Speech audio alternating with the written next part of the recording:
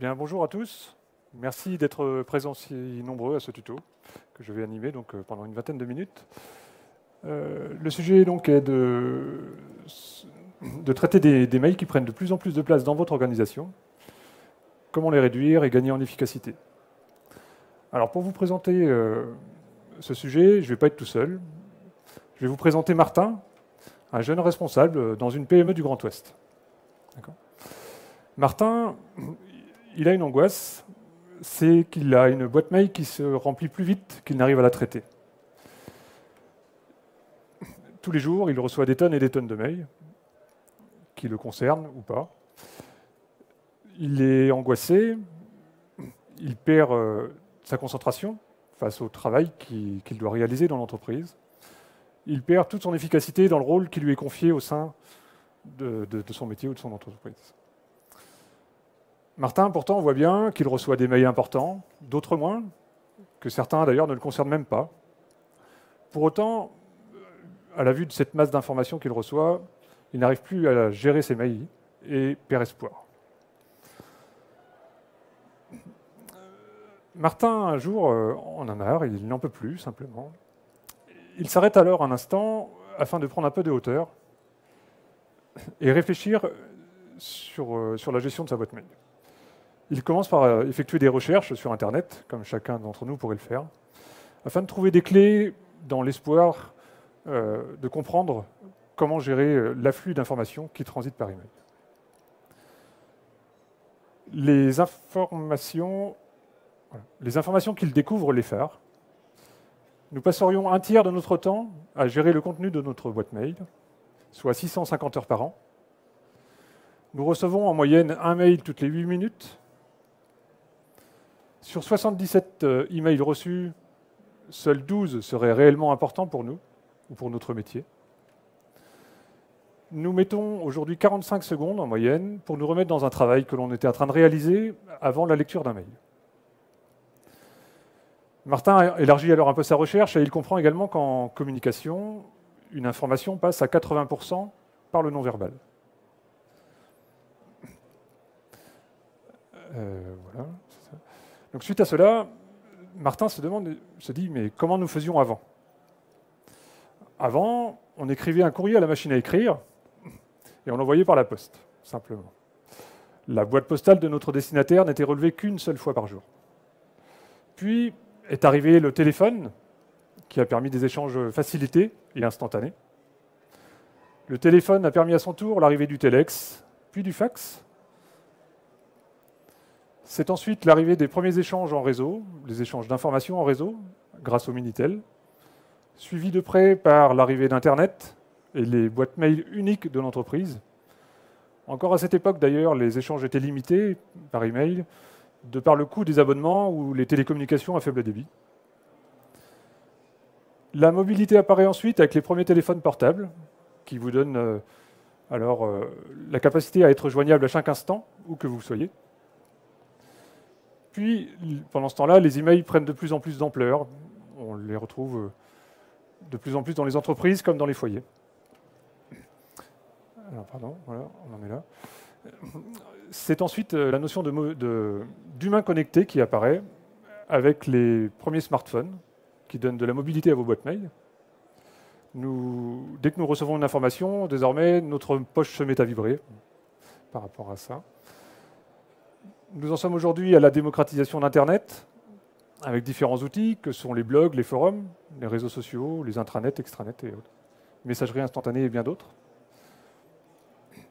Suite à tout cela, suite à ces différentes lectures, Martin comprend qu'il y a 15 ans, un fax était destiné à une seule personne, mais certainement pas 10. Qu'en interne, on privilégiait les échanges verbaux, en face à face ou par téléphone. Il n'était pas rare de trouver des messages vocaux ou encore des post-titres en arrivant à notre poste. Et que les informations de l'entreprise étaient affichées via une punaise qui tenait sur la planche en liège au photocopieur. Martin se dit alors, pourquoi la boîte mail est-elle devenue si populaire? Martin y trouve des avantages indéniables. Les emails sont gratuits ou semblent gratuits. Ils sont instantanés. Ils permettent à la personne de se constituer un historique des échanges et d'y retrouver une information. Les destinataires sont précisément identifiés et les emails peuvent être riches en contenu. Il y trouve cependant également des inconvénients. En effet, les boîtes mail sont personnelles. Que se passe-t-il en cas d'arrêt maladie ou d'absence? Les contenus ne sont pas partagés, ni même accessibles à vos collaborateurs. Certains mails engagent l'entreprise auprès de clients et de fournisseurs et restent pourtant isolés dans l'une des boîtes mail de votre entreprise. On a du mal à maîtriser les informations qui sortent de l'entreprise par email. Et enfin, les emails véhiculent et constituent une image de l'entreprise. Il se rend compte également que les mails, voilà, ça va un peu vite, pardon. Les mails sont également sujets aux mauvaises pratiques. Tout le monde est toujours en copie de tout, alors que parfois, réellement, que peu de personnes sont réellement concernées. Nous menons aujourd'hui de vraies conversations par email, avec un grand nombre d'échanges sur un même sujet. Les fichiers que l'on joint à nos emails se trouvent être dupliqués N fois dans l'entreprise. L'interprétation que l'on peut faire de l'information contenue dans les mails n'est pas toujours la bonne. Et de par ces différentes choses, la qualité des échanges par email est parfois dégradée.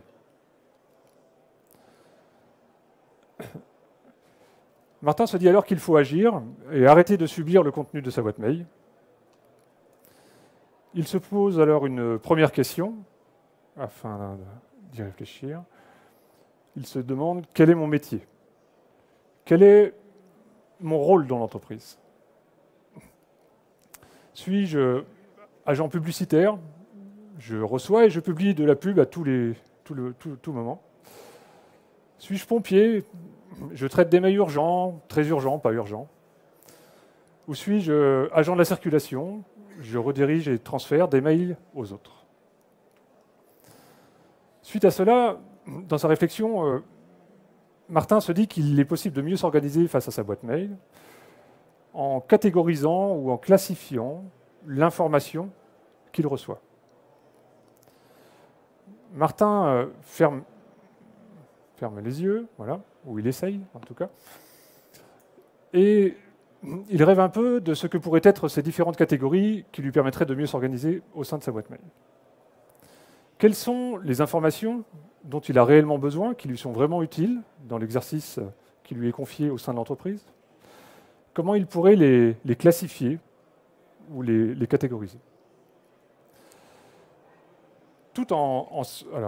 Et en même temps, Martin se dit qu'il y a même pas 15 ans, sur son bureau, il avait seulement 4 bannettes sur son bureau. Ceci lui permettait de recevoir toute l'information dont il avait besoin pour exercer son métier. Il se demande alors pourquoi aujourd'hui il devrait avoir plus que 4 catégories d'informations dans sa boîte mail pour s'organiser.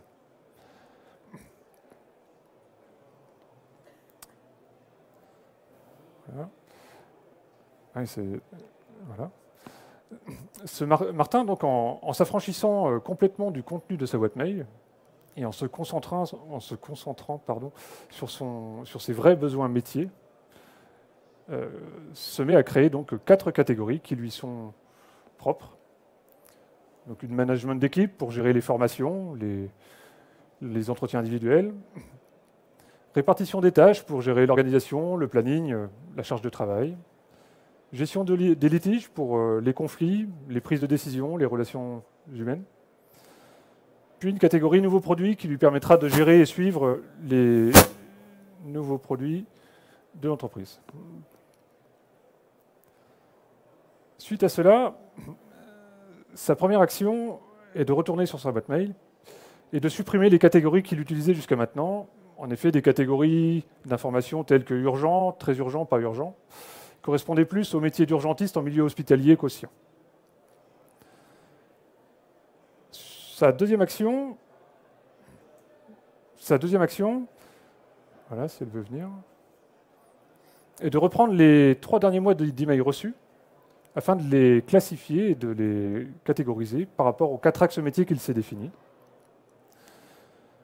Une fois ce travail réalisé, il fait un état des lieux, et à sa grande surprise, voilà, seuls 25% des emails ont pu être rangés par rapport à ces 4 axes métiers. Martin se remet alors à douter, il se pose à nouveau la question, pourquoi je reçois autant d'informations qui semblent ne pas me concerner ou qui n'a que très peu d'importance pour moi. Il replonge alors dans l'analyse de sa boîte mail afin d'y déceler de quoi retournent ces 75%. Il y trouve de l'information interne, propre aux anniversaires, aux départs en retraite, aux demandes de covoiturage. De l'information externe, par rapport aux newsletters auxquels on s'inscrit, aux forums de discussion, à la publicité, aux informations partenaires. De la redondance d'informations provenant des différents mails où d'ailleurs tout le monde est en copie. Le genre de mail d'ailleurs qui peut faire plusieurs fois le tour de l'entreprise finalement sans que personne se sente vraiment concerné. Puis de la gestion interne ou automatique liée à la gestion de l'entreprise, propre aux achats, aux ventes, au commerce, à la production, contenant également des indicateurs au jour le jour sur les chiffres de l'entreprise, que sont les chiffres d'affaires, le nombre de dossiers, etc. Voilà. Martin se dit alors qu'il va mettre à l'épreuve ces 4 axes métiers. Il se laisse donc quelques mois pour travailler avec ces 4 nouvelles catégories qui lui permettront de s'organiser. 3 mois ont passé. Martin est satisfait. Il se rend compte qu'il arrive à s'organiser de façon plus efficace. Il gagne du temps, malgré le temps qu'il doit consacrer à la classification de chaque information qu'il reçoit. Et il est moins stressé de par une meilleure visibilité du contenu de sa boîte mail. Cependant, Martin sait bien qu'il lui reste un problème majeur. En effet, il reçoit toujours autant d'informations. Il a toujours 75% des messages qu'il reçoit qui ne le concernent pas ou qui n'a que très peu d'importance pour lui. En analysant ces 75%, il se rend compte qu'une majorité, d'autant plus, provient de systèmes ou de personnes internes à l'entreprise. Martin se dit alors qu'il y a un vrai travail de fond à réaliser au sein de l'entreprise, avec les équipes, afin de les sensibiliser aux bonnes pratiques de communication en interne. Il se lance donc, en nommant ses réunions, 1 heure de réunion vaut mieux que 10 heures d'échange par mail. Lors de ces différentes réunions, où il entame un travail collaboratif, un premier élément ressort qui est de solliciter le service informatique, en effet, afin d'avoir une statistique sur le nombre d'emails entrés et sortis, service par service, de l'entreprise. Ceci permettra de suivre l'évolution et de mesurer l'efficacité des différents travaux qui seront initiés dans l'entreprise.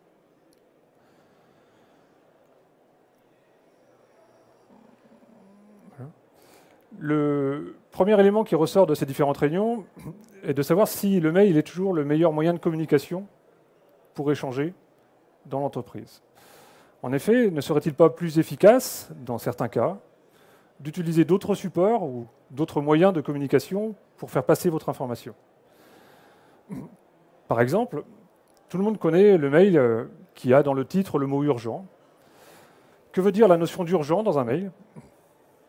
Je suis désolé pour les... Ça passe un peu vite ou ça passe pas, ça dépend des fois. Que veut dire dans le titre le mot urgent, en effet? Est-ce que l'expéditeur du mail que vous avez reçu est réellement pressé? S'il était vraiment pressé, ne vaudrait-il mieux pas qu'il vous téléphone ou qu'il vienne vous rencontrer en face à face ou qu'il provoque une réunion? Est-ce qu'il n'aurait pas une information de façon plus rapide et plus pertinente? Le deuxième exemple est qu'aujourd'hui, nous menons de vraies conversations par email. Dans ces cas où vous avez beaucoup d'échanges autour d'un sujet, qu'ils sont quasiment instantanés, ne vaudrait-il mieux pas utiliser les messageries instantanées ou d'autres supports? Ou encore une fois, provoquer peut-être un tour de table. Lors de ces réunions, il y a un deuxième élément qui ressort également, qui est de savoir comment nous pouvons adapter l'information à nos destinataires. En effet, votre destinataire est-il un manager, un commercial, un chef d'équipe, un chauffeur routier, un technicien du bureau d'études, un directeur. Chacun de ces profils a un métier, une expérience, un vocabulaire, donc des besoins métiers différents. Certains préféreront une information concise, d'autres préféreront un détail de l'information ou une information détaillée et approfondie. Pardon.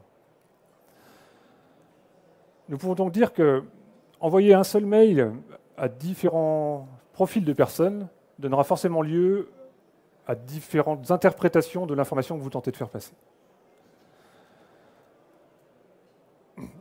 Un autre élément qui ressort également de ces réunions est de savoir si nous devons toujours pousser l'information que l'on détient vers nos destinataires. Dans certains cas, ne serait-il pas possible que les destinataires eux-mêmes puissent avoir accès à l'information de par eux-mêmes, afin qu'ils y accèdent d'ailleurs lorsqu'ils en auront réellement besoin, au moment où ils travailleront sur le sujet? Encore un exemple. Voilà. Encore un exemple, tout le monde connaît l'histoire des fichiers Excel en fichier joint de vos emails. Le fichier Excel version 1 qui part par email, et puis qui se transforme en version 2 et en version 3 dans la même journée. Journée durant laquelle chacune de ces versions aura déjà parcouru plus d'une dizaine de boîtes mail de l'entreprise. Dans ces cas-là, ne serait-il pas plus efficace, encore une fois, d'utiliser un document partagé ou un document centralisé qui permettra d'avoir une seule version de l'information que vous souhaitez faire passer, qui permettra également d'accéder à l'information, que vos destinataires pourront accéder à l'information uniquement lorsqu'ils en auront réellement besoin. D'autant plus que les documents partagés ou centralisés ont un atout ou des atouts par rapport aux boîtes mail. Ils peuvent être structurés.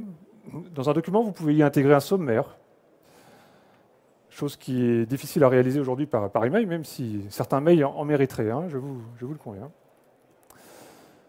Et puis également, les documents partagés ou centralisés ont l'atout également de capitaliser l'information pour l'entreprise, tout en la rendant accessible à vos différents collaborateurs.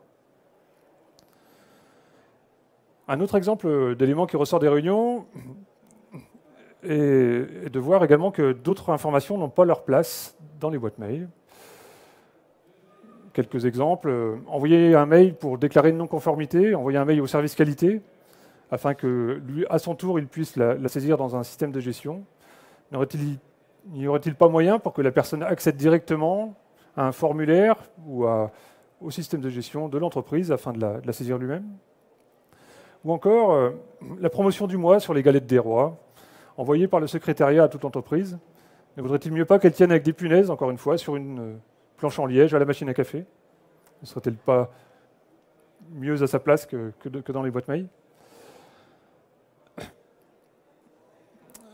Suite à tout ce travail collaboratif et les différents échanges qui se réalisent dans les réunions, Martin est satisfait de voir le nombre de mails service par service diminuer dans son entreprise.